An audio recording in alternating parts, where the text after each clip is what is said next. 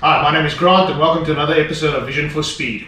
Our Mini Cooper S Coupe project has undertaken quite a bit of changes over the last couple of weeks, and fortunately for us we got everything together and we eventually got to a stage where we could go and take part in an event, which was last weekend at the Swartkops Raceway on the kart circuit.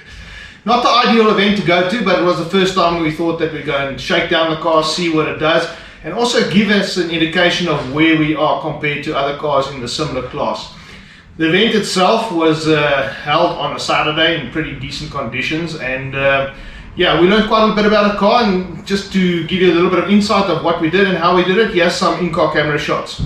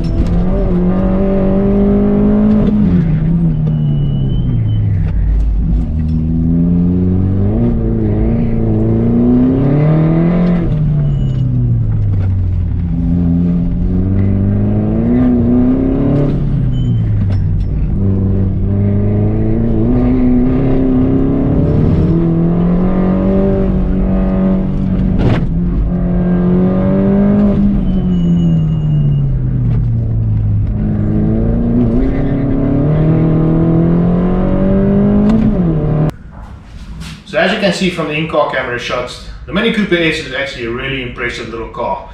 Turns in really well, stops extremely well. We were testing the new PBS brake pads for the first time. I must say the cold braking, absolutely fantastic. And really the whole balance of the car is just phenomenal. And I'll take you through those steps of what we've done to the car so that you can see why and how the car is performing in this manner. The track day, or the time attack event that we actually attended, really was disappointing in many ways. They excluded us from running as an official entry because we weren't registered in the championship, and that kind of made me a little bit mad because you spend a lot of money going there, you pay an entry fee, and we had to pay a late entry fee because they say they didn't get my entry onto the system. But anyway, needless to say, we ended up being fastest in class by almost 0.8 of a second.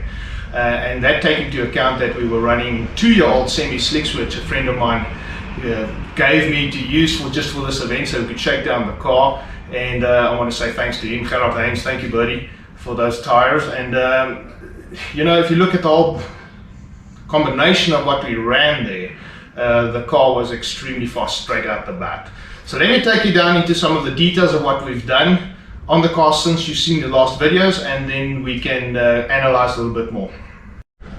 Let me take you through some of the changes we've done to the Mini Cooper S Coupe over the last couple of weeks. And as you can see, if you look at the rear here, that red piece is a seatbelt brace we made for the harnesses that we've put in the car. Very important to do that, and to do that securely, so that if you have a problem, that you obviously in a safe condition. And it takes a little bit more time, and obviously not everybody's got the skills to do that, but in this case we felt it necessary to build a nice seatbelt brace, and also to give the rear of the seat support so that in case of an accident that you don't snap the seat. And I've had that before, by the way, and it's not something you want to have happen to you. Put in a Sparko race seat, a Evo 2 Plus, that actually a friend of mine had in stock, and he supplied me with that. So the Mini inside has really stayed pretty standard. We did put a clutch stopper on the car, so that we got a more positive engagement when we push the clutch in. So that's worked out pretty good for us. Then also we fitted a Powerflex bush kit to the car, suspension and engine wise, and that has really helped stabilize the car a heck of a lot, and especially on the engine twisting from braking and accelerating, it's made a massive difference. At the setup of the car, we have the standard suspension in the car in terms of the shocks, and we put in a set of H&R springs which load the car 25 millimeters. As you can see, the wheels we haven't even washed yet since the event that we had, but this is the brake discs. I don't know if you can see in there very clearly, but the brake discs look very, very good. So those ceramic PBS brakes really work very well. We also put in bump rubbers to get the car to where we want it to be in terms of its stability into the corner and turning into the corner. One of the important things you must remember about when setting your car up is that the car must be able to brake properly and turn in properly. So we ran 3.5 degrees camber on the front, 1.5 degrees camber on the rear. A little bit much on the rear, but this car doesn't allow us to take any camber off. So I would like to have had rather like 0.5 degree to 1 degree camber. Ran quite a bit of toe out on the rear, so we ran 2 millimeters on each side, a total of 4 millimeter toe out. And on the front we ran also 4 millimeter toe out. So you say, why toe out in the front? Well, toe out allows you to turn in very quickly, so the car can turn really on a dime. If you think about it, and looking at that kart circuit with those tight corners, it really made a big difference. And then toe out on the rear helps steer the rear instead of the car sliding the back end out, especially in a front wheel drive car when you want to get on the gas pretty quickly. The rear toe out really helps steer the car in the direction that you want it to go. So those are the changes we made to the Mini.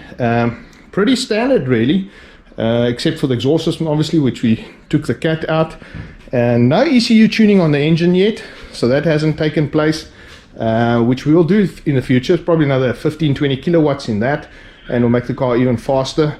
We ran semi-slick Bridgestones, R11s. They were a used set that I got from a friend, as I've said before. We will put a new set of tires on when we go to a real proper event and see where we end up with that. But looking at the whole balance of the car for that track day, really impressive. Really a nice base to work from, and we look forward to taking it to another event pretty soon. We'll bring you all that coverage. Thank you for watching, and yeah, God bless, and we'll speak to you soon.